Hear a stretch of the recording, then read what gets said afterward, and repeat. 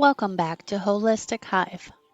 In this episode, we're diving into some hot topics, including a study that claims processed meat increases the risk of type 2 diabetes. But is it really that simple? I'll share my thoughts, personal experiences, and why I believe quality meat is still essential for a healthy lifestyle. We'll also explore some fascinating predictions for wellness in 2030, from at home fitness trends to AI guided sleep routines and even mindfulness wearables. Are we headed for a future where gyms are extinct and our fridges make health recommendations? Tune in to find out what I think.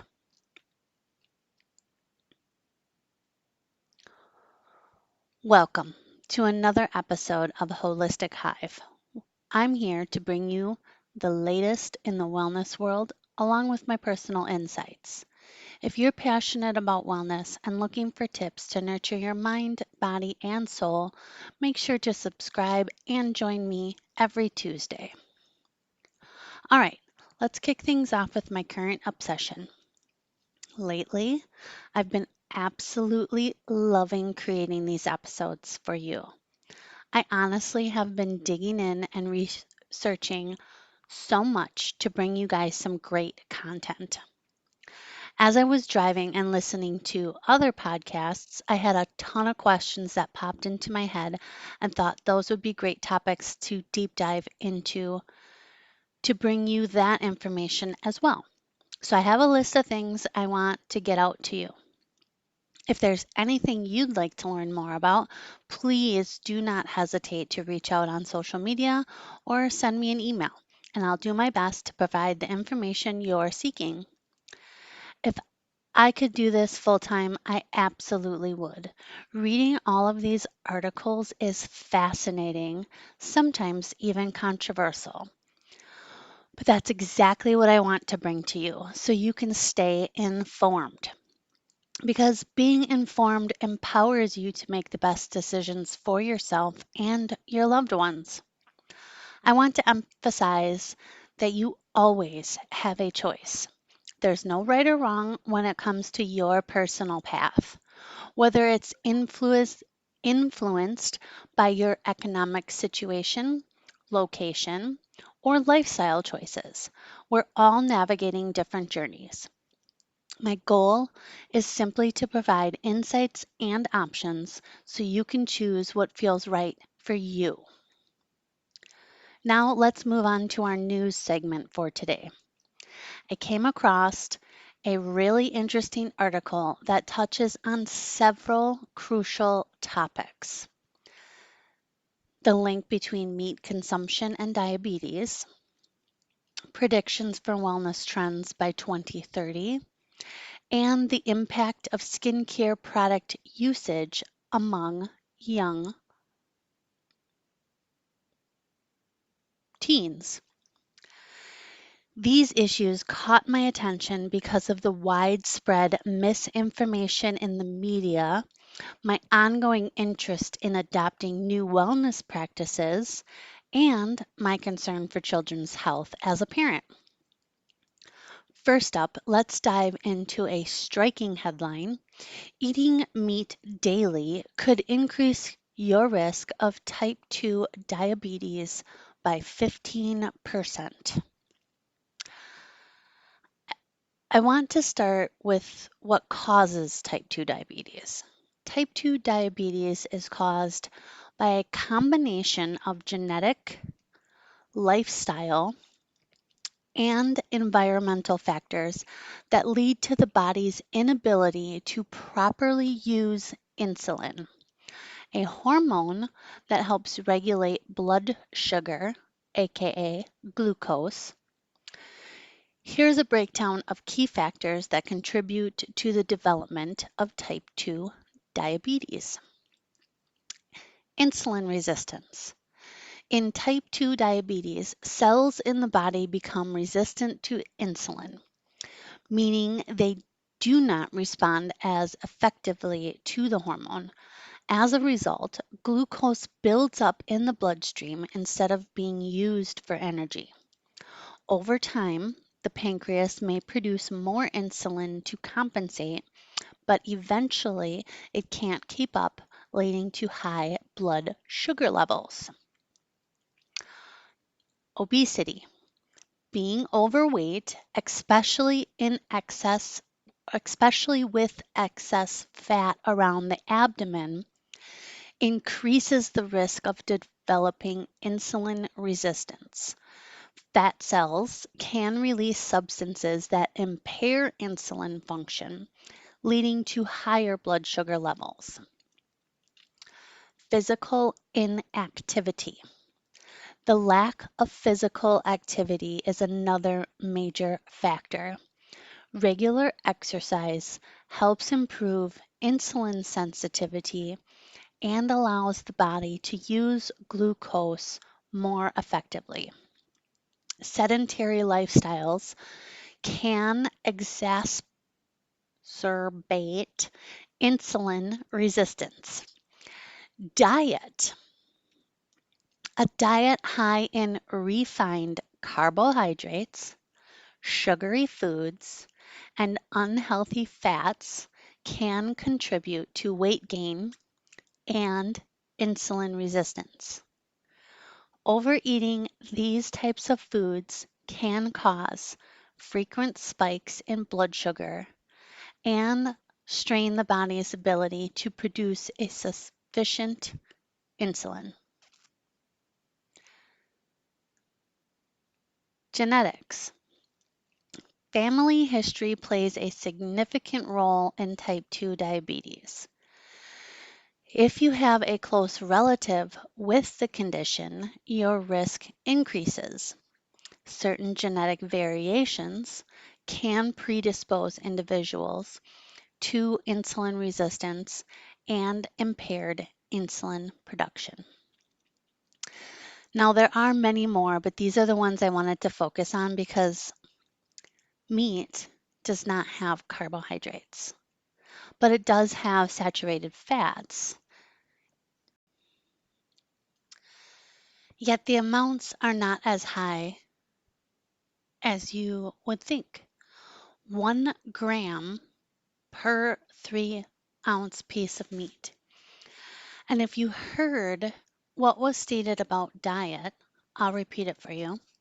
A diet high in refined carbohydrates, sugary foods, and unhealthy fats can contribute to weight gain and insulin resistance.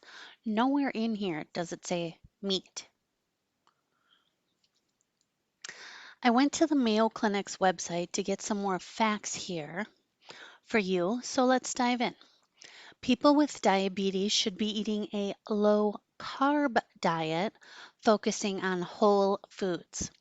Some dietitians actually recommend a keto diet for a period of time to lower your weight and get your blood sugar levels in order. My mother has been diagnosed with type 2 diabetes in her 50s due to lifestyle and diet, along with a diagnosis of hemochromatosis. Because the hemochromatosis damages the pancreas, she now has a hard time creating insulin to combat the sugars released from foods. And she was advised to eat a low carb, low saturated fat, whole foods diet to help her body work the way it should, plus has been put on medications to aid in this process. So what is red meat? Besides beef, lamb, mutton, pork, veal, venison, and goat. Processed meats are any meat that has been preserved by smoking, curing, salting, or adding preservatives. So this would be sausages, bacon, ham, deli meats, canned meats, and pâtés. I think telling people that eating meat can cause diabetes is a huge problem. There are so many benefits to eating meat.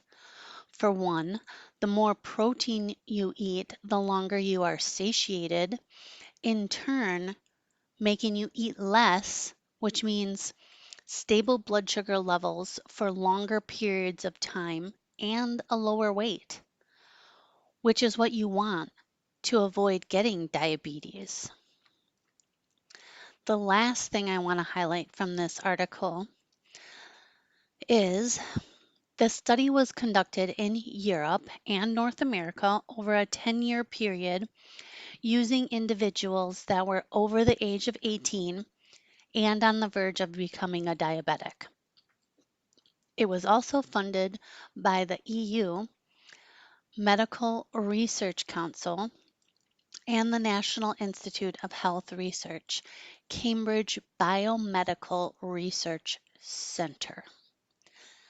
My main issue with this study is it is self-reported data, not in a controlled environment. Another issue is that it's not fact-based information, which is then spreading this misinformation and causing further damage to people because some are believing these claims. My key takeaway from this whole article was to eat less processed meats if you consume a lot, and to eat a wide variety of meats to get a wide array of nutrients. And the quality of meat you consume matters. So, to bring you some information on that, so you can find quality meat, I have these stats for you. Always make sure the meat is firm to the touch, no holes in the packaging, no liquids in the packaging, and no weird odors. Avoid processed, pre-spiced, pre-marinated meats as they are usually lower quality cuts. There was a great in-depth article on this on Science Direct. And if you would like to read that, it is linked in the show notes, or you can also find it on my Instagram stories this week.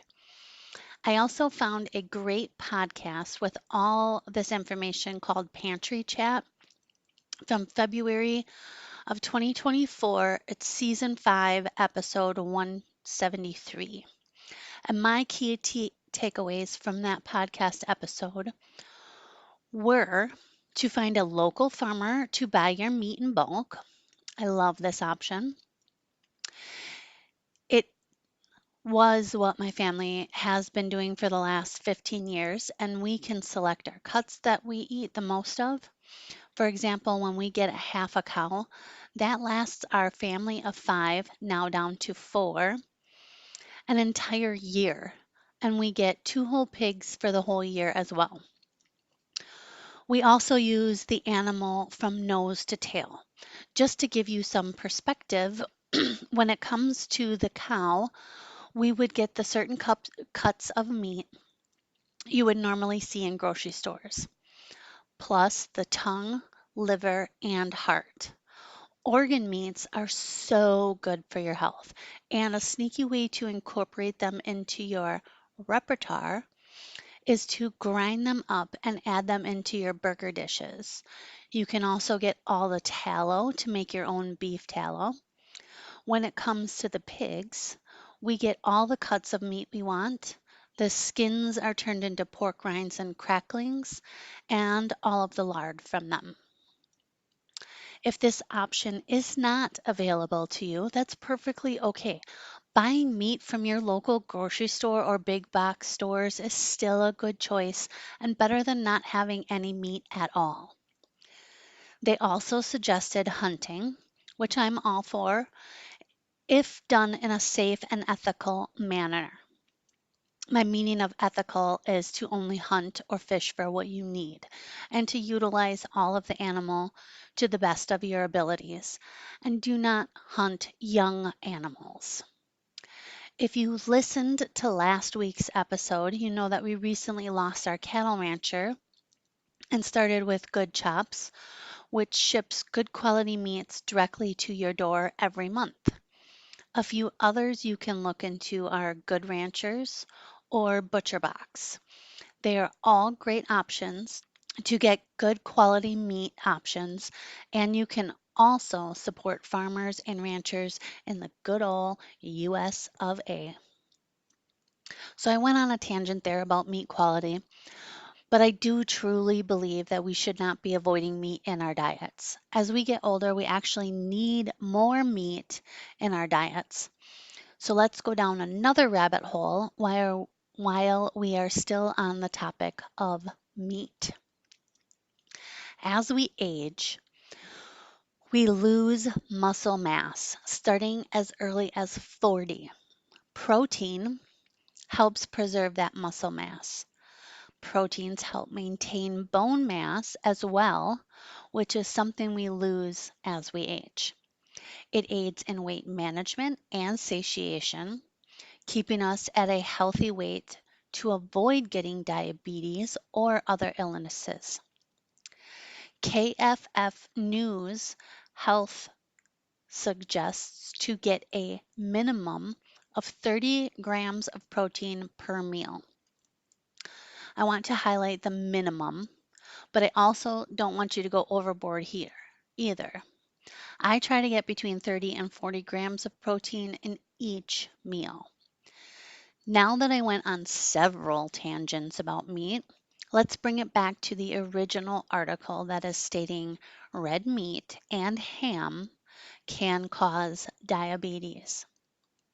Proteins, animal proteins in general, are a great nutrient dense source.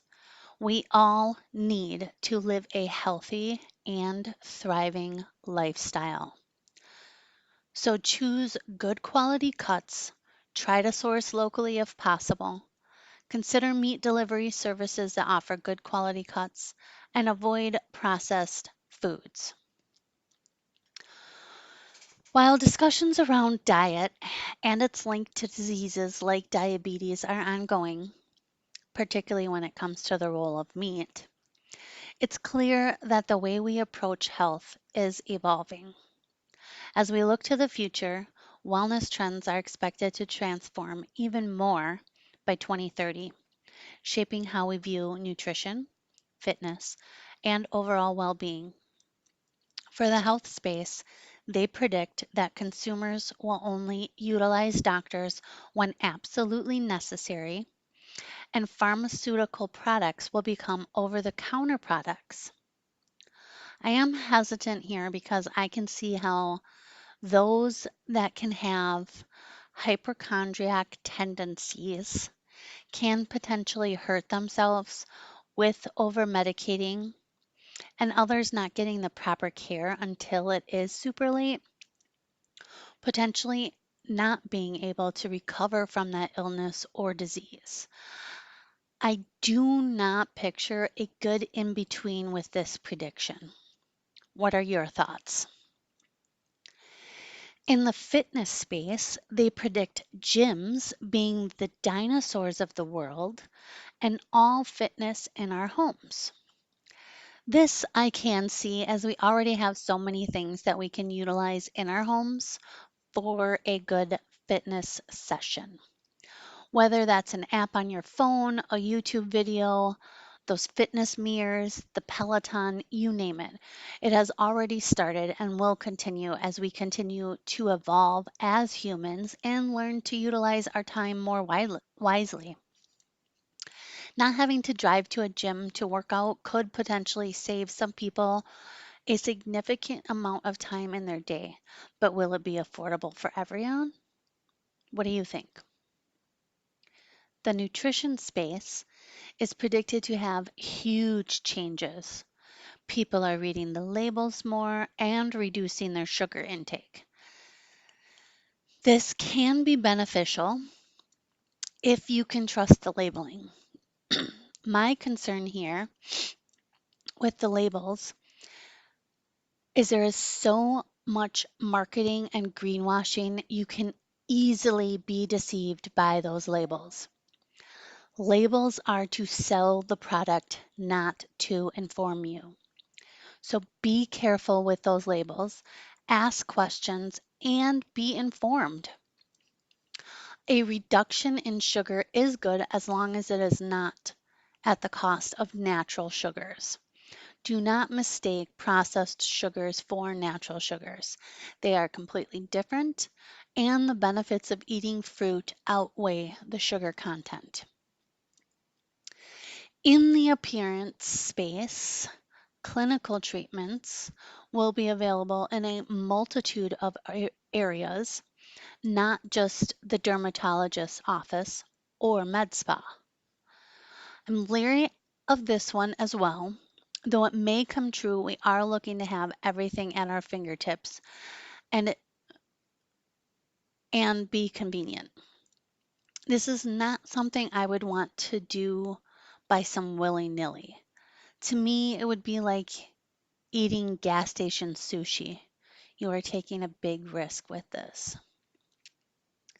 Regarding the sleep space, they are predicting more data analysis while you sleep to give you deeper insights to how well you are sleeping and having it connected to your exercise services to provide you with a workout option based on your sleep the night before, or your fridge making suggestions for you, such as don't make coffee.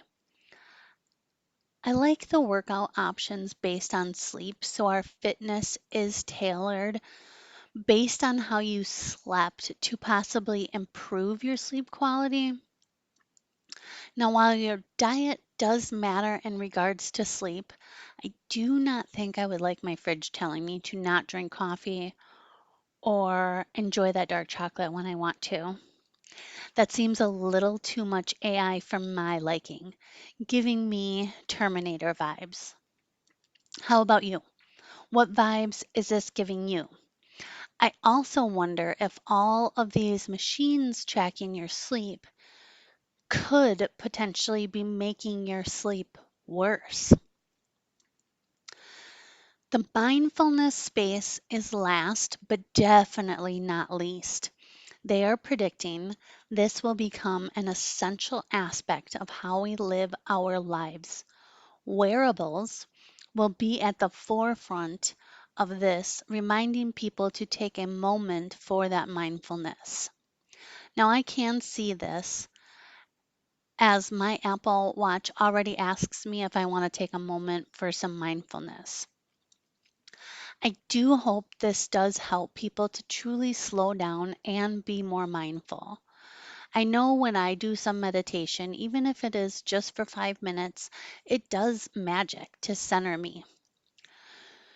Do you practice mindfulness? What benefits do you get from it?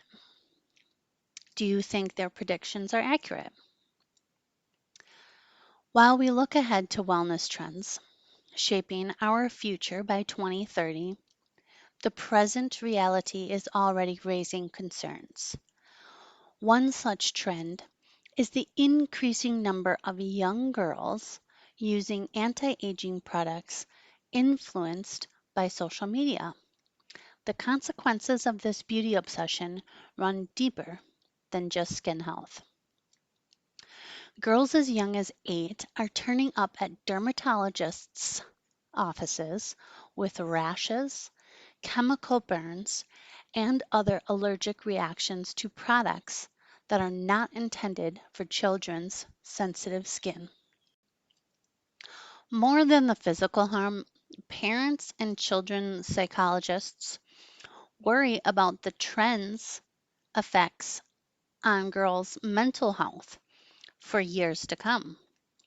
Extensive data suggests a fixation on appearance can affect self esteem and body image, as well as fuel and anxiety, depression, and eating disorders. If you listened to episode 4, I chatted all about how social media is the wild, wild west these days, and children are watching all of this and then trying these trends that are not meant for them and end up hurting themselves. I mean, who in their right mind would eat Tide Pods? Remember that stupid trend going around and a bunch of teens eating that shit? I have a young adult and two teenagers, and I do not let them use my skincare products, not even when they were little and we would do a spa day. Their skin is so perfect at that age. of their lives and do not need more than some water and a gentle moisturizer. As they come into their as they came into their teen years, they did shift to a gentle cleanser, the occasional zip patches, and a gentle moisturizer. This quote is from the article. Girls are being bombarded with idealized images of beauty that establish a beauty standard that could be very hard, if not impossible, to attain, Perry says. Now, I completely agree with this, and not just for our children, but us as well. We are only seeing a short snippet of these influencers' lives or a curated version they are promoting so that you will buy the products they are promoting. And they do not care about your safety or who is buying as long as someone is buying. Take the perfectly curated homes that are clean and organized and aesthetically pleasing. It draws you in and makes you want that, so you strive to get that. And it's not always feasible, especially if you have children, a husband, or pets. If you have any of these things in your home, you know all too well how messy they are and how maddening it is that they create chaos wherever they go. Can you tell that I'm dying to have a super clean and aesthetically pleasing home since I keep bringing this up? I want to share this quote that really stood out to me. These snippets dive into how social media is shaping the beauty habits of young girls.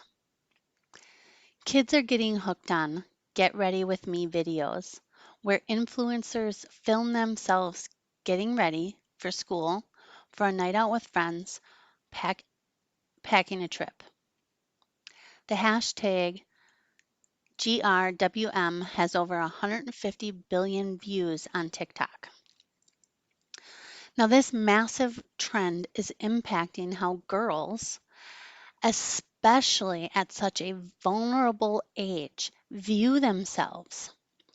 As Charlotte Marquet, a body image expert and Rutgers University psychologist, points out, the level of detail and information girls are getting from beauty tutorials sends a troubling message at a vulnerable age as girls are going through puberty and searching for their identities. Being a teenager is a hard time in your life. I have been there myself, and it fucking sucked. People are mean and hurtful at times. What got me through it was my mother telling me not to listen to the haters and just be myself.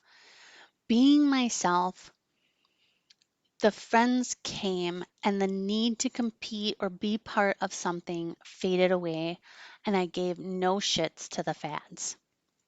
I tried to instill that in my children that just because other kids are doing it doesn't mean you need to. I even said, if your friends jumped off a bridge, would you? And of course, they roll their eyes and say, no, I wouldn't do something that's stupid. So I started saying, okay, so if your friends pick any of these, stopped eating food to lose weight, watched some really gruesome and inappropriate videos, or started vaping, would you? That doesn't seem scary or life threatening, so it is something that is easily influenced to do. Peer pressure is real, and it starts with small shit that can progress into serious shit. As we as parents need to be teaching our children the proper ways and helping them learn to manage their feelings and emotions around all of these pressures from the world around us so they can grow into confident, successful, well rounded adults. When my niece asked for a skincare routine at 10, I told her to wash with water and occasionally a very mild cleanser as she started puberty and a gentle moisturizer. To not use any of the grown up stuff until she is grown up because it has special ingredients in it for old people like me to help with skin issues that I have, which she does not have at this time. And if she uses them, she will ruin her skin and cause more problems later. That her skin is perfect right now and she does not need to do much and don't feel pressured to do so. Last year, consumers under the age of 14 drove 49% of drugstore skin sales, according to a Nelson IQ report that found households with teens and tweens were outspending the average American household on skincare. And in the first half of 2024, a third of prestige beauty sales at stores like Sephora were driven by households with tweens and teens, according to market research firm Circana. This is absolutely insane, in my opinion. I don't even spend that much on beauty products, and I'm 40. Ingredients like retinol and chemical exfoliants like hydroxy acids are inherently harsh. For aging skin, they are used to stimulate collagen and cell production. Young or sensitive skin can react with redness, peeling, and burning that can lead to infections, acne, and hypersensitivity if used incorrectly, dermatologists say. When I started using some of these items in my 30s, I even had some harsh reactions. So I can only imagine how detrimental these products are on a much younger skin. A California bill aimed at banning the sale of anti aging skincare products to children under the age of 13 failed this spring. But Democratic Assembly maker Alex Lee says he plans to continue pursuing industry accountability. Lee and other critics say popular brands use colorful packaging and product names like baby facial to attract younger buyers in the same way that e-cigarette companies and alcohol brands created fruity flavors that appeal to underage users. I do not know if this will go through or what the consequences would be if it did, but I do have to somewhat agree here. We ban the sale of tobacco and alcohol till we are of a certain age, so why not certain ingredients in skincare products? My thoughts of how it would be in the stores would be that they would be behind the counter and you would have to show an ID in order to purchase. So it could be more of a pain in the butt to run and grab what you need or want if you are of age. But also not letting your children just grab things all willy-nilly off the shelves. What do you think here? Would you be okay with purchasing your specialized skincare products from behind the counter and showing it in the ID in order to purchase? Or would it be too irritating that all of these regulations are imposed? Watch out for that sneaky marketing too, because it's everywhere. From what we wear to what we eat and drink. Clothing, skincare, makeup, food, and supplements all have ingredients that may not be right for every age. It can feel overwhelming, but knowing what to look for is key. And my advice is to get back to the basics. Real whole foods and simple, gentle skincare products. My favorites are Dr. Bronner's Castile soap, a beef tallow moisturizer. You can make your own following my recipe on the blog or check out Toops & Co. or Lipos Tallow They are two really good brands, and all of these items can be used by all ages and are safe. Well, that was some completely different topics this week. What are your thoughts on all of this? Share this episode to socials. Tag me in your comments or stories so I can see your answers. Send me an email, or if watching on YouTube, drop a comment below. I think it's so important to stay informed about these developments in the wellness world. If you have any thoughts on this topic or have read anything interesting lately, I'd love to hear about it. And now, for the final segment of today's episode, I want to share my recipe that you can try at home. This week, I'm focusing on skincare. As we roll into the fall and winter months, so I made a fresh batch of my beef tallow glow butter. And the best part here is your kids can use it too. Here's what you will need: half a cup of beef tallow, a quarter cup of castor oil.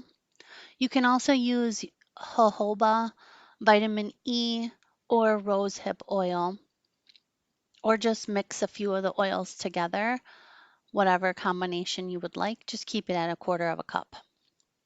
1 tablespoon of beeswax pellets, and 10 to 15 drops of your favorite essential oil, which is completely optional. You don't have to. Lavender, rose, or vanilla work best. What you're going to do is prepare your ingredients and ensure that the beef tallow is at room temperature for easy mixing. Melt the solid ingredients in a double boiler or a heat-safe bowl placed over a pot of simmering water. Melt the beef tallow and beeswax pellets together. Stir occasionally until completely melted and well combined. Now incorporate the castor oil. Once the solid ingredients are melted, remove the mixture from heat and allow it to cool slightly. Then add the castor oil to the mixture and stir well to combine. Transfer the mixture to a clean, sterilized mixing bowl and place in the freezer for about 15 to 20 minutes, or until the edges start to firm up. You want the mixture to be partially solidified, but still soft. Now, using a hand or stand mixer, whip the partially solidified mixture on high speed for 3 to 5 minutes or until it becomes light and fluffy with soft peaks forming. If desired, add your 10 to 15 drops of your favorite essential oil to the whipped mixture for a fragrance. Whip for an additional minute to ensure the essential oil is evenly distributed. Carefully spoon the whipped body cream into a clean, sterilized jar or container with a tight-fitting lid. Store the whipped body cream in a cool, dry place.